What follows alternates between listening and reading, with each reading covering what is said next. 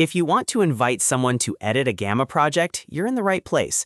In this video, I'll show you the fastest way to share your Gamma project with another person, give them editing access, and make sure they can collaborate with you properly.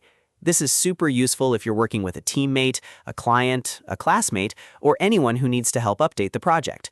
If this tutorial helps, don't forget to hit like and subscribe for more step-by-step software guides. All right, let's jump in. First, open the Gamma project that you want to share. Make sure you're already signed in to the correct account and that the project is the one you actually want to invite someone into. Once the project is open, look toward the top right corner of the screen and find the Share button. This is usually where Gamma keeps all the collaboration and access settings. Click the Share button, and a sharing panel should appear.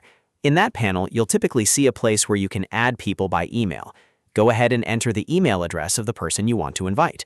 Double-check the email before moving on, because if the address is wrong, the invitation won't reach the right person.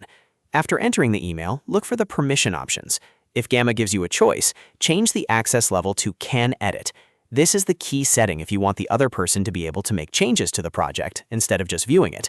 If you leave it on a more limited permission, they may not be able to update the content, move elements around, or collaborate the way you want.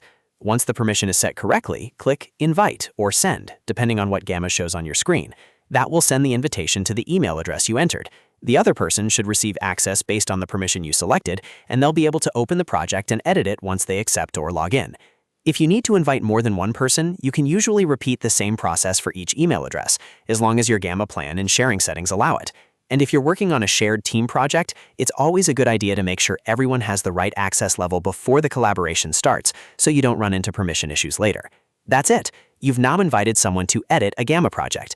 It only takes a few clicks, but it can save a lot of time when you're collaborating on presentations, documents, or AI-generated content. If you found this video helpful, please like the video, subscribe to the channel, and turn on notifications so you don't miss the next tutorial. Thanks for watching, and I'll see you in the next one.